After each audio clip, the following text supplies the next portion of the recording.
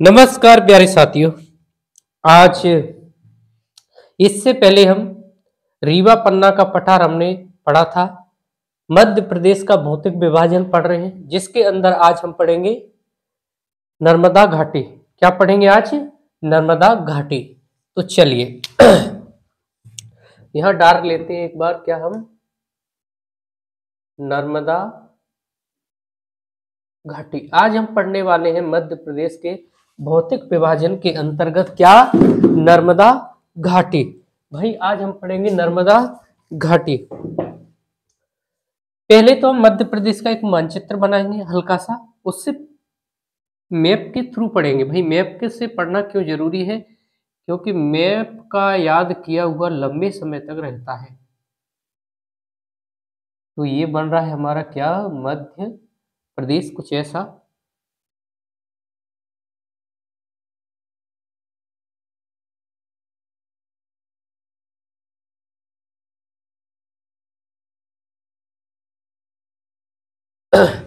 ये है मध्य प्रदेश। इसमें जो नर्मदा घाटी है वो कुछ ऐसे है।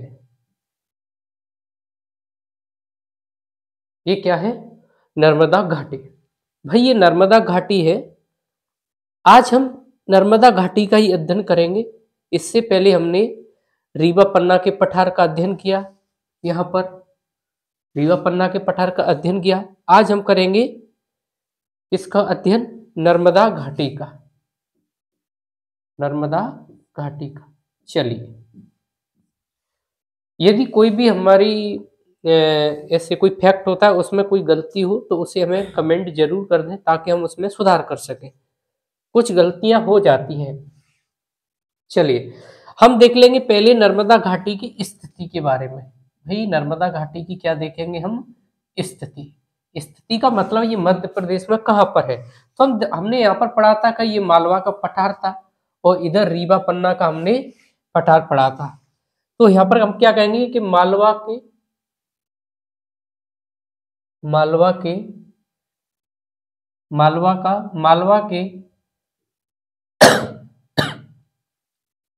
पठार के मालवा के पठार व रीवा पन्ना के पठार के दक्षिण में, कहां पर है?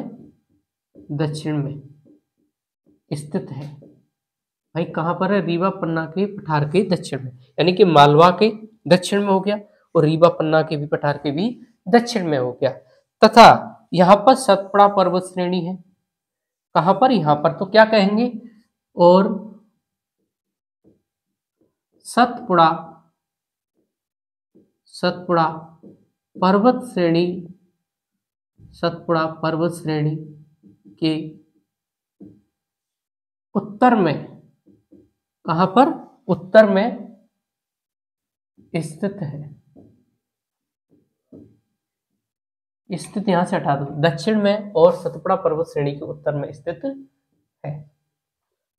हमने देख लिया मालवा वो नर्मदा घाटी की स्थिति के बारे में हमने देख लिया। अब हम देखेंगे भाई इसका क्षेत्रफल क्या है। नर्मदा घाटी का क्षेत्रफल क्या है? तो नर्मदा घाटी का जो क्षेत्रफल है वो मध्य प्रदेश के संपूर्ण क्षेत्रफल का, कहेंगे मध्य प्रदेश के संपूर्ण क्षेत्रफल का लगभग 26%, यानी कि 26% है भैया। कितना है? 26। तो यहां पर हम क्या लिखेंगे? मध्य प्रदेश के संपूर्ण क्षेत्रफल का 26%। कितना? 26% नर्मदा घाटी का क्षेत्रफल है, यानी मध्य प्रदेश के संपूर्ण क्षेत्रफल का 26% है। मध्य प्रदेश के संपूर्ण क्षेत्रफल का 26% नर्मदा घाटी है। उसके बाद देखेंगे भाई इसका निर्माण कैसे हुआ है। तो इसको हम दो भागों में बांटेंगे। ये सतपुड़ा है, सतपुड़ा पर्वत श्रेणी। तो अब हमने इसका क्या देखेंगे? श्रेणी निर्माण। भाई इसका निर्माण कैसे हुआ है? इसका जो निर्माण है वो इसको दो भागों में बांट लें कि भाई पश्चिम नर्मदा घाटी का जो निर्माण हुआ है वो दक्कन ट्रैप की चट्टानों से हुआ है, यानी कि पश्चिमी नर्मदा घाटी, पश्चिम नर्मदा घाटी का निर्माण, पश्चिम नर्मदा घाटी का निर्माण दक्कन ट्रैप की चट्टानों से, दक्कन ट्रैप की चट्टानों से हुआ है। ठीक। और पूर्वी घाटी का, और पूर्वी नर्मदा घाटी का निर्माण, भाई पूर्वी नर्मदा घाटी का जो निर्माण है वो धारवाड़ क्रम की चट्टान और विंध्यन क्रम की चट्टानों से हुआ है। धारवाड़ क्रम और विंध्यन क्रम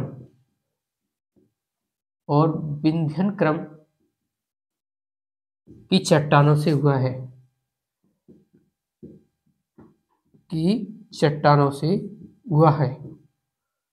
किस किस से हुआ है?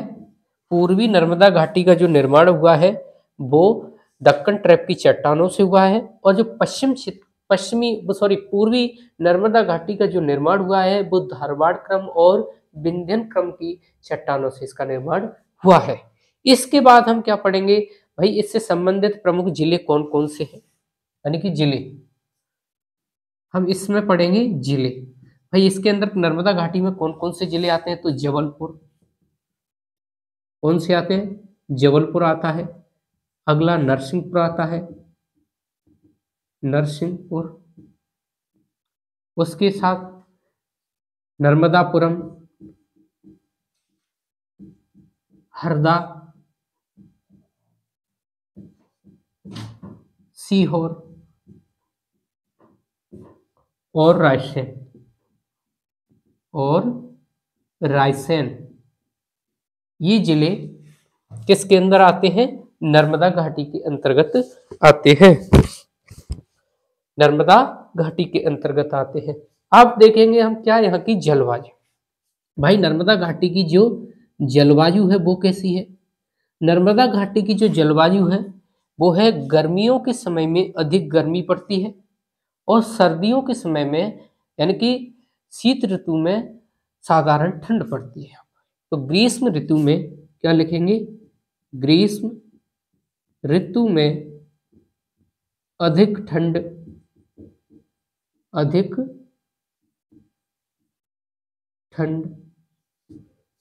और जबकि शीत ऋतु में ग्रीष्म ऋतु में अधिक गर्मी क्या पड़ती है? अधिक गर्मी पड़ती है, जबकि शीत ऋतु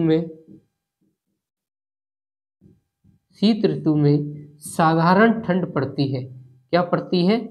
साधारण ठंड पड़ती है। यहाँ पर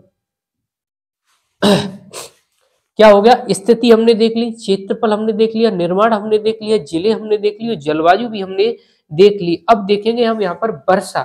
भाई यहाँ पर वर्षा कितनी है? तो वर्षा यहाँ पर हम देखेंगे, आज क्या देखेंगे? वर्षा।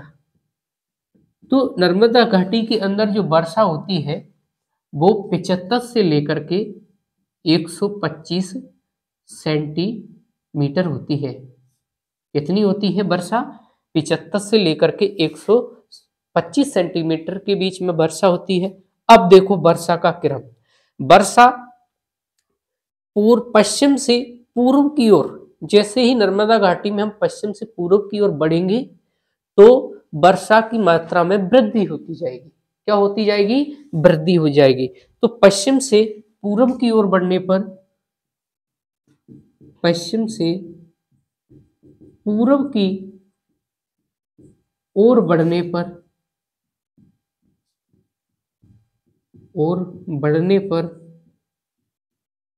पश्चिम से पूर्व की ओर बढ़ने पर वर्षा में वृद्धि होती है। यानी कि वर्षा में वृद्धि का मतलब है कि पूर्व में वर्षा ज्यादा है नर्मदा घाटी की और पश्चिम में वर्षा थोड़ी कम है। अब देख लेंगे यहाँ की नदियां कौन कौन सी है भैया। नर्मदा नदियां नदियां कौन सी है नर्मदा घाटी में, तो एक तो मुख्य नदी है नर्मदाई है, दूसरी है तवा नदी है कि नहीं। इसकी प्रमुख नदियों में नर्मदा है, तवा है, और कौन सी नदियां हैं, शेर है, शेर, शक्कर, हथनी, दूधी, बहुत सारी नदियां हैं यहाँ पर। हथनी, दूधी नदियों में नर्मदा, तवा, शेर, शक्कर, हथनी, दूधी और देख लो हिरण आदि प्रमुख नदियां हैं। हिरण आदि प्रमुख नदियां हैं, आदि प्रमुख नदियां हैं। इसके अलावा अब हम देखेंगे क्या, हमने स्थिति देख ली, क्षेत्र पर निर्माण, जिले, जलवायु, वर्षा और नदियां भी देख ली। अब हम देख लेंगे भैया वन। तो यहाँ पर जो वन पाए जाते हैं, सागौन, साल, बांस, तेंदुपत्ता आदि के यहाँ पर वन पाए जाते हैं। तो वन में कौन से नर्मदा घाटी में जो वन पाए जाते हैं, सागौन, साल, बांस और तेंदुपत्ता, तेंदुपत्ता आदि आदि तरह के यहाँ पर वन भी पाए जाते हैं। बाकी इधर लिख देता हूं मैं, इधर भर गया है। अब वन हो गए भाई, वनों में कौन कौन से, सागौन, साल, बांस और तेंदुपत्ता आदि पाए जाते हैं। मिट्टी की बात कर लेंगे भैया कि यहाँ पर मिट्टी कैसी पाई जाती है। तो देखो मिट्टी की बात हम करेंगे, मिट्टी आप खुद से दिमाग लगाइए कि दक्कन ट्रैप से निर्मित पश्चिमी नर्मदा घाटी का निर्माण दक्कन ट्रैप से हुआ है, तो यहाँ पर काली मिट्टी होगी कि नहीं होगी भैया। पश्चिम में क्या होगी, काली मिट्टी होगी। और पूर्व में कौन सी मिट्टी होगी, वही पूर्व में लाल मिट्टी हो सकती है कि नहीं हो सकती है।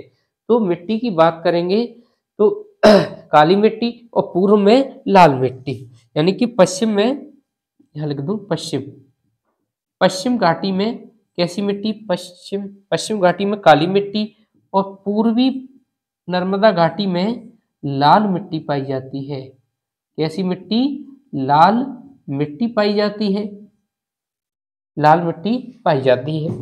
अब देख लेंगे मिट्टी हो गई, तो भाई फसल कैसे कौन कौन सी है, तो प्रमुख फसल देख लेंगे। फसल तो प्रमुख जो फसल होंगी इसमें काली मिट्टी में भैया कपास हो सकता है कि नहीं उगेगा, कपास के अलावा मूंगफली और अब देखो कपास, मूंगफली फसल की दृष्टि से नर्मदा घाटी को 3 भागों में बांट लेते हैं। कितने भागों में, 3 भागों में। कैसे, देखो नर्मदा घाटी को फसल की दृष्टि से 3 भागों में बांट लें, 1, 2 और 3। पश्चिमी, मध्य नर्मदा घाटी, पूर्वी नर्मदा घाटी। और पश्चिम नर्मदा घाटी के अंदर कैसी, कपास और मूंगफली का उत्पादन होता है, जबकि मध्य घाटी में कौन सी फसल का होता है, गेहूं का उत्पादन अधिक होता है। और पूर्वी नर्मदा घाटी के अंदर चावल का उत्पादन अधिक होता है। किसका अधिक होता है, चावल उत्पादन, यानी चावल का उत्पादन पूर्वी नर्मदा घाटी के अंदर सबसे अधिक होता है। ये फसल हो गई है। खनिज की बात कर लेते हैं भैया, खनिज कौन कौन से हैं, तो खनिजों में चूना पत्थर, संगमरमर, कौन सा है, चूना पत्थर, संगमरमर और कौन सा है, चीनी मिट्टी आदि। चीनी मिट्टी आदि खनिज यहाँ से नर्मदा घाटी से प्राप्त होते हैं। उसके बाद कुछ विशेष है, और विशेष में हम देख लेते हैं कि भाई विशेष में क्या है। तो कुछ विशेष है, तो मैं इसको मिटा सकता हूँ क्या, हाँ चलो इधर लिख देता हूँ विशेष में। विशेष यह मध्य प्रदेश का सबसे निचला प्राकृतिक क्षेत्र है। नर्मदा घाटी मध्य प्रदेश के अंदर जितने भी भौतिक विभाजन है उसमें सबसे निचला भाग है, यानी कि सबसे प्राकृतिक भौतिक विभाजन के अंदर क्या है, भौतिक विभाजन के अंदर यह मध्य प्रदेश का सबसे निचला, यह मध्य प्रदेश का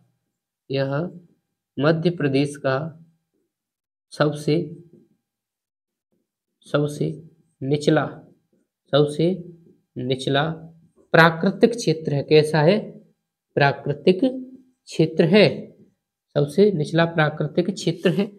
और इसकी एक प्रमुख विशेषता और है, विशेष के अंदर ही, कि भैया कृषि के क्षेत्र में कहें तो नर्मदा घाटी को मध्य प्रदेश की कृषि अर्थव्यवस्था की रीढ़ भी कहा जाता है। यानी कि नर्मदा घाटी को क्षेत्रफल, अच्छा, नर्मदा घाटी क्षेत्र को कृषि के क्षेत्र में क्या कहते हैं? रीढ़ की हड्डी, यानी कि कृषि के नर्मदा घाटी को लिखो, नर्मदा घाटी क्षेत्र को कृषि के